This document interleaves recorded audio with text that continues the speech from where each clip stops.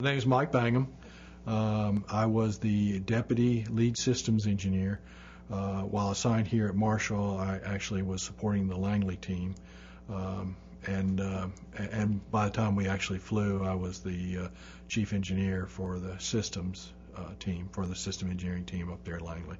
So I was heavily involved in most of the aspects of the program right from its inset. So I was involved in the initial planning all the way through, obviously, the launch. The risk we were dealing with in this case is all the SRMs, SRBs exhibit thrust oscillation. That thrust oscillation was appeared to be coupling with the configuration of our vehicle, causing very high loads in the aft skirt, and therefore exceeding the thrust vector control hardware qualification limits and flight experience.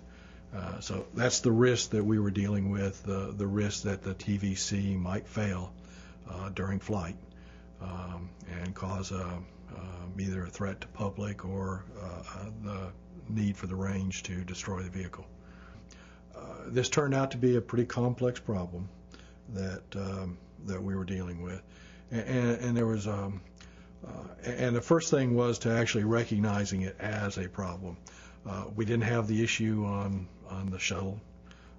Again, we're flying these SRMs in a configuration that was considerably different than shuttle. The fact that we were long and narrow and all our hardware was on top instead of to the side left us with a configuration that the thrust oscillations, which are acoustic in nature, were coupling with the vehicle, and they were coupling in multiple modes. So the thrust oscillations generally, there are a whole series of modes. You can think of thrust oscillation just like somebody playing an oboe pipe instrument, and in terms of there is a fundamental frequency associated with the length of that tube, that if you blow into it, you'll get a resonance, you'll get a large sound. Well, that's exactly really what's the phenomena happening here. Those frequencies aren't an issue to the shuttle because of its configuration. But ours, the natural frequency, at first the 1L mode, which is in around 15 hertz, showed a significant coupling that occurred.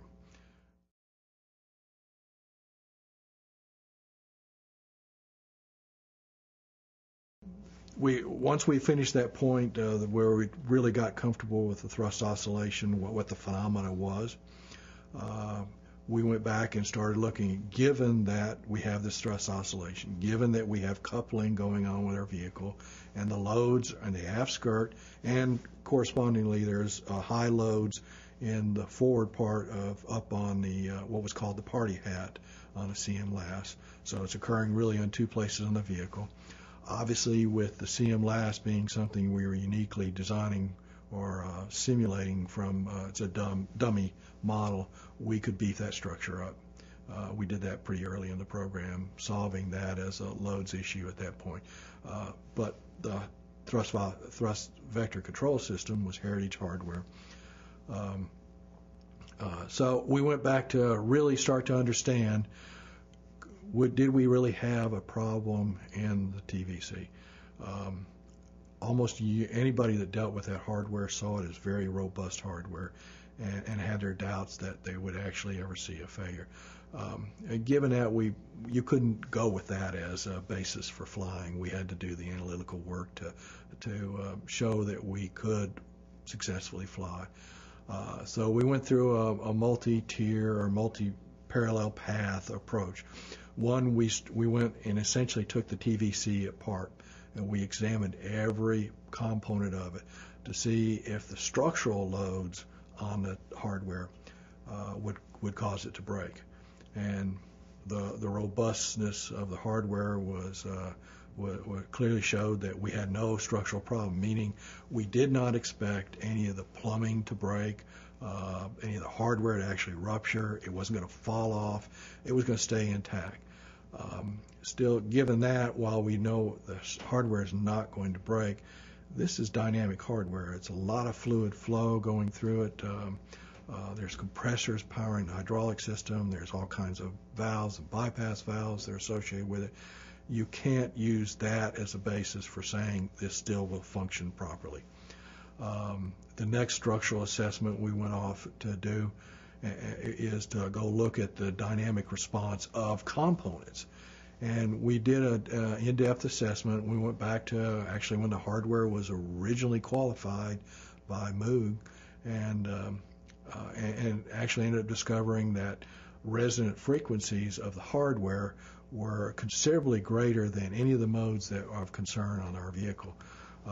With the lowest mode of, think about 380 hertz, well above any area of concern. Again, that's static results that could not be tied to operational performance. We went and looked at the failure modes to see that if the TVC would fail, what would be the impact. And unfortunately, the results were pretty much pointed to it would fail into one of three positions. You either fail hard over, essentially swing all the way over, which would be the worst case condition we deal with, because obviously the vehicle would start spinning out of control.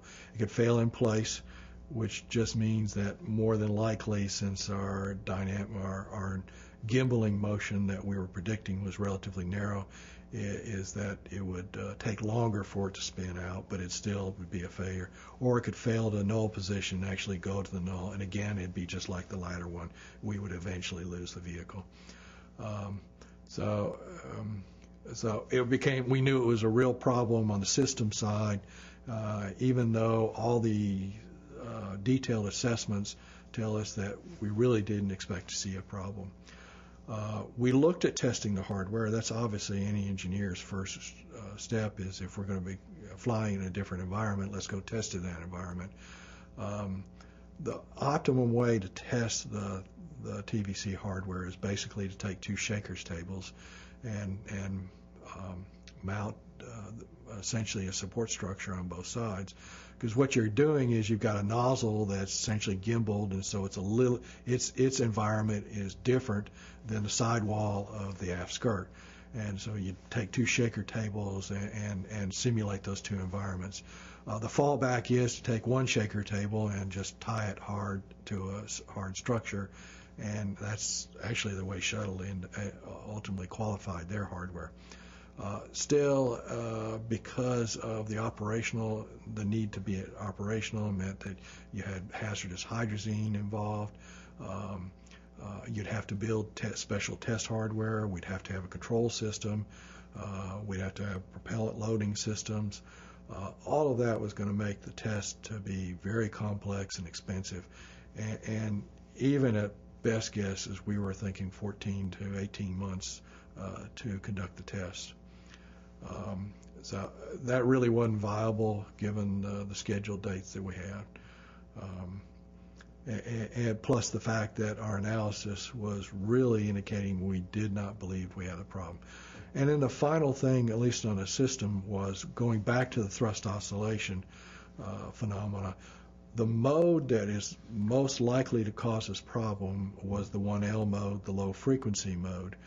And essentially all of the detailed data that we had of the motors is we did not see that phenomena start to really have high amplitudes until sometime after 90 seconds. It's actually exhibits all the way from the beginning, but the amplitude grows slightly and then takes a step function about 90 seconds. And so that allowed us to come back and re-look at the problem from, well, if this, in terms of risk to the program and risk to public, if the problem wouldn't onset itself till, given that it's still low, that it would do any damage, if it doesn't start till after 90 seconds, well, the risk to public is essentially gone. You're far enough downrange that even given worst case assumptions, the vehicle can't return and impact ground. And in reality, at 90 seconds, we had really gone through most of the most critical phases of our ascent phase.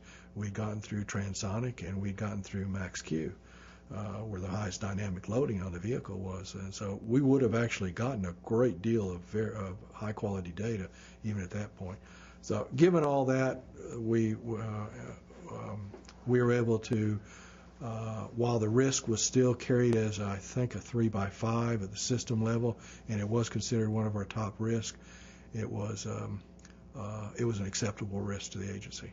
One of the mitigation approaches we took was to look at, could we dampen the structure, dampen the response, and what we looked at was increasing the ballast, increasing the mass down in the aft skirt. What that did for us was actually reduce the random vibration and acoustics environments that we were dealing with. We did see a change in the dynamics of the vehicle in terms of structural dynamics. Those frequencies from 1 to 20 hertz, but they were relatively minor in terms of the impact. And they didn't solve the problem, but they obviously solved other problems that we had that were also occurring, the random vibration loads on the avionics that we were putting into the aft skirt.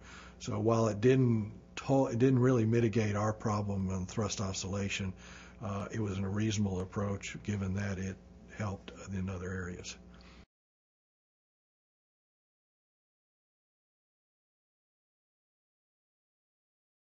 To me, one of the number one lesson is using existing hardware into a new configuration. You need to recognize that there are going to be issues with that, and you need to, while the thrust oscillation was recognized in the shuttle and had been fairly well characterized from a shuttle standpoint, it wasn't an issue because of their configuration. So when you're going to go and take existing hardware and use it in a new configuration, you need to do the due diligence up front to make sure that any of these characteristics that you had dismissed in whatever configurations used don't manifest themselves as a problem in your configuration. So be careful when you use heritage hardware. Our experience from the flight showed considerably lower amplitude in terms of thrust oscillation, which is not entirely unexpected. We designed to a 3 sigma, and what we actually experienced was a relatively nominal motor. But our highly conservative approach tends to increase our structures. We beef up our structures to account for the loads. I really think that we need to do work harder on the analysis to challenge our 3 sigma interpretations of the data and of the environments to try and narrow those down. Because the reality is once you design these structures, and if you design them, you think you're designing them robustly, but they could be much heavier than they need to be. And we may never get another chance to redesign them, and so we may be carrying these structures into space with us for the next 30 or 40 years and paying that penalty. And just because you increase your robustness in one area, it does not mean that the system is safer. It only means that maybe one component was a little stronger than it needed to be. But the increased weight, that penalizes somebody somewhere else. And usually it ends up being the last few things that you can tweak, which ends up usually being propulsion systems. And we saw that on shuttle, where the SSMEs are now nominally operated at 110% of their design levels. And while it's been very successful, we were driven to that really because of the increased mass of the vehicle. I'm a big proponent of flight tests. I'd say this flight test was more than just an excellent demonstration of the configuration and the engineering stuff that was learned. The learning that occurred within the NASA organizations on what is involved to actually integrate a real launch vehicle and where they're actually doing the integration activity versus having a prime contractor, I'd say it's priceless because we've got a team now that understands what's involved. Managing a contractor to go off and do it is a lot different than doing it yourself. And now we have a team that really understands that. They really understand what's needed to put together a complex, large launch vehicle and go fly it successfully. From the basis of this being a test flight versus an operational flight, the agency, or maybe it's not fair to say agency, the personnel involved had a great deal of problems dealing with that. They had actually a lot of problems differentiating between that this wasn't a manned flight, operational flight. This truly was a test flight. The agency hadn't done these in 30 years, and so their ability to understand the difference in risk acceptance wasn't mature. And in fact, early on in the program, we had actually asked that the agency director, NASA administrator, Mike Griffin at the time, actually publish a set of criteria of what he that he was willing to accept more risk on this program and allow us to work with the existing organizations that are very risk adverse. We never got a formal letter from him. We did get it embedded in other documents that he recognized that this was a test launch and therefore was willing to accept more risk. We had a lot of education going through as we taught these other organizations what was going on, and largely we got frustrated with the fact that when you go to an organization and say we're ready to fly or we're going to do business this way because it's a test launch, a significant percentage of the time it would not be accepted. That they would expect they held us to the same standards that they would hold an operational flight. That frustrated us because a lot of times it forced us to go all the way up to the top levels of the program and get decisions dictated down to accept risk.